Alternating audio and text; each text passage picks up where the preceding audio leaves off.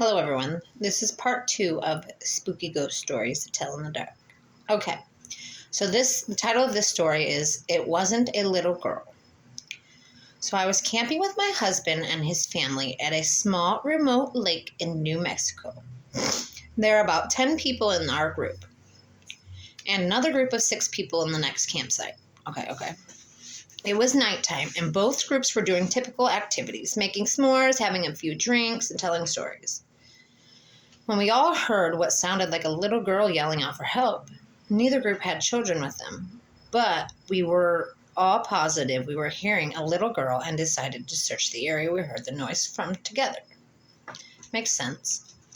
There was a field behind our campsites, and we all saw a very tall, pure white figure standing maybe 100 foot away from us in this field, making the noises. We all agreed that this thing looked maybe 6 feet tall, skinny, and white as can be. Oof. We made our way closer to investigate, but whatever it was that we saw started backing off as we got closer. And it disappeared into the trees. All night, we continued to hear a little girl calling for help as we tried to sleep.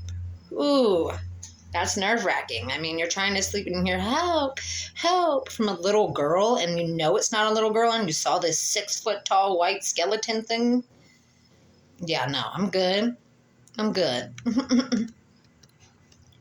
right, this story is titled The Walking Dead.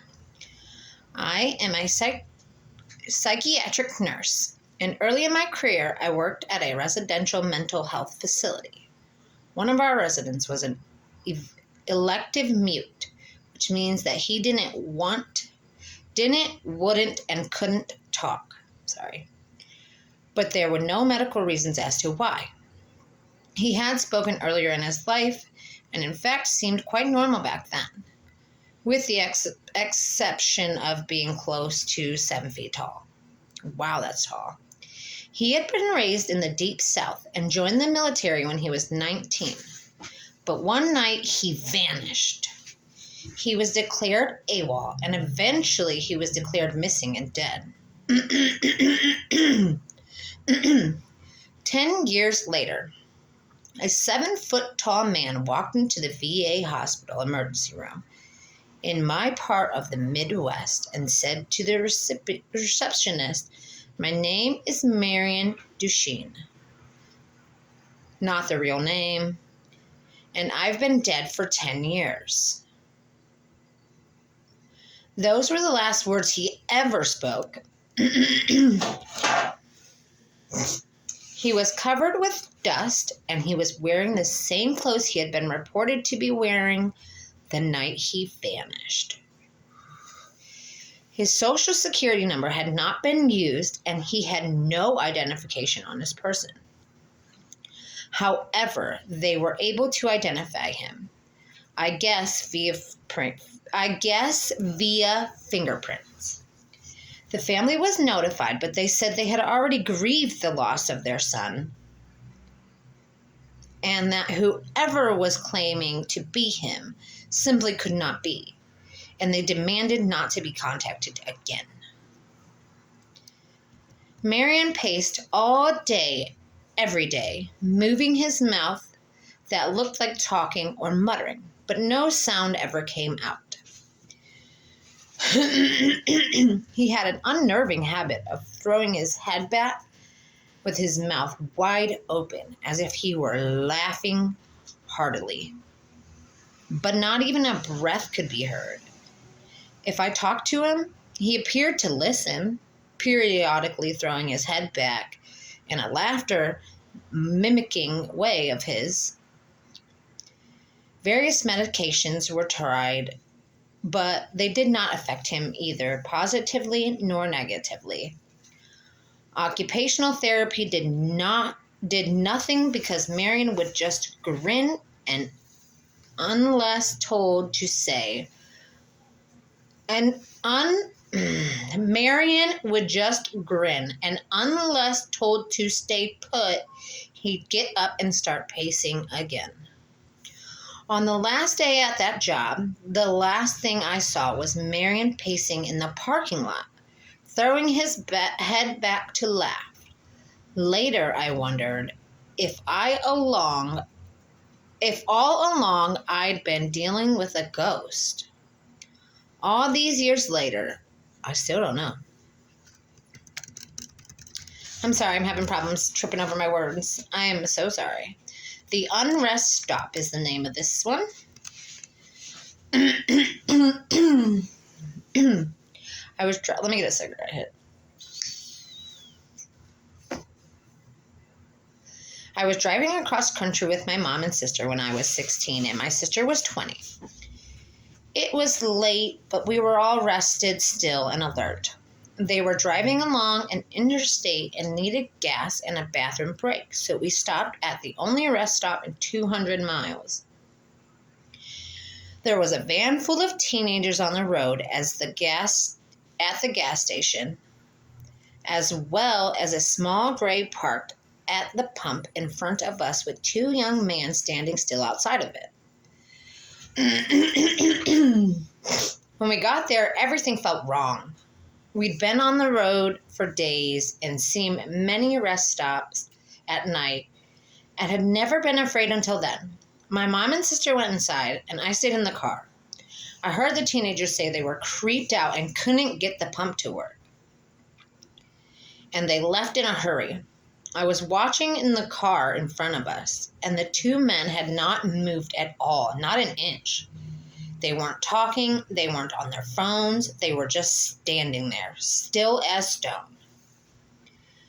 My sister and my mom came running back out to the car. When they got in, the two men slowly turned to look at us while not moving and provoking the rest of their bodies, and I swear to fucking shit.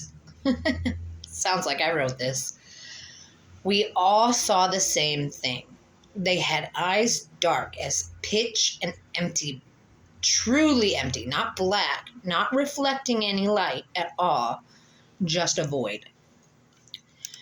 We sped out of there and didn't stop until we were in the next city.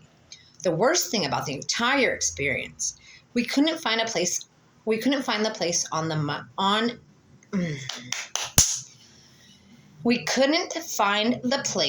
any map. We knew exactly which spot on the interstate to look, and we couldn't find it on Google Maps or on any paper map we had. We even asked locals about the creepy gas station out on the stretch of road and got only confused looks. We've traveled on that interstate since, and there's still no rest stop.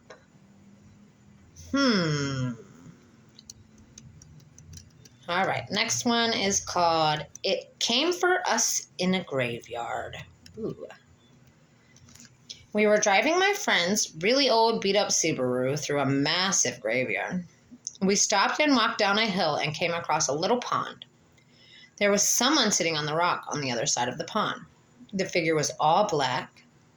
We couldn't make out any features other than the fact that it looked like a man who was wearing some old-style top hat.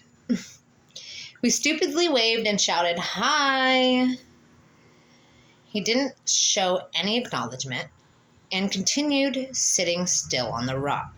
All of a sudden, he jumped to his feet, started running on. He jumped to his feet and started running towards us on the water and then vanished into thin air about halfway on the pond. My friends and I screamed and ran back to the car. The car wouldn't start, and we heard something banging on the back of the car. It wasn't a consistent banging. About every few seconds or so, we'd hear it. Nobody was outside from what we could see in the dark, but something was making a noise. The car opened.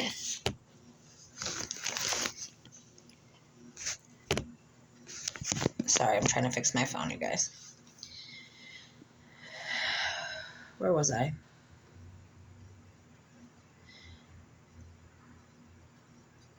I opened my phone and started dialing. Wait. The car wouldn't start, and we heard something banging on the back of the car. It wasn't a consistent banging, but every few seconds or so we heard it. Nobody was outside from what we could see in the dark, but something was making a noise on the car. I opened my phone and started dialing my mom to come and give us a boost. But I had no service. Of course. That's how it always works, right? No service. None of us had any cell service. Of course. The next 30 minutes were spent trying to get her car started. No banging was heard afterwards, but we felt this heavy pressure around us. Finally, the car started, and she hit the pedal to the metal. We sped out of the graveyard so fast, immediately crossing the gates.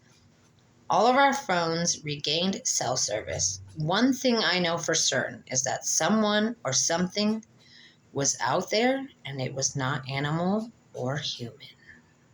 Dun dun dun. Next one.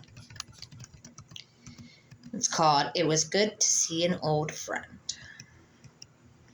All right. When I was 37,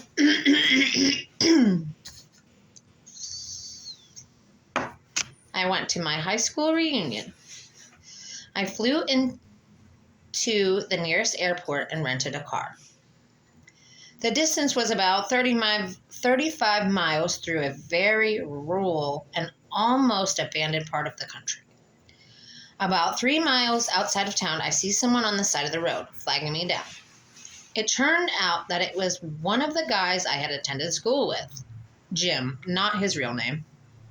Gets in the car, and we started talking. I had not seen him in 20 years, but he still looked the same, maybe a little bit older. We get to town, and I ask him if he wants to come to the VFW and have a drink. He says, no, just take me home. Jim's parents had lived only a few blocks from my grandmother's house. And I turned in that direction that he said to take him to...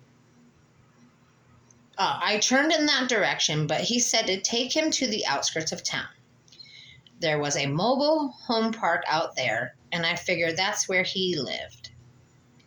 When we reached the end of the turn, he said, just drop me here. It was good to see you again. And he walked off into the night. I go to the VFW, met some of my old classmates, and we start to talk. As we were talking about who is coming to their reunion, I mentioned that I had just picked up Jim 3 miles east of town. I had dropped him off. Everyone was getting quiet, and they said that he was there. Dun, dun, dun. I gotta go because someone's calling me, so I gotta answer this and stop the video.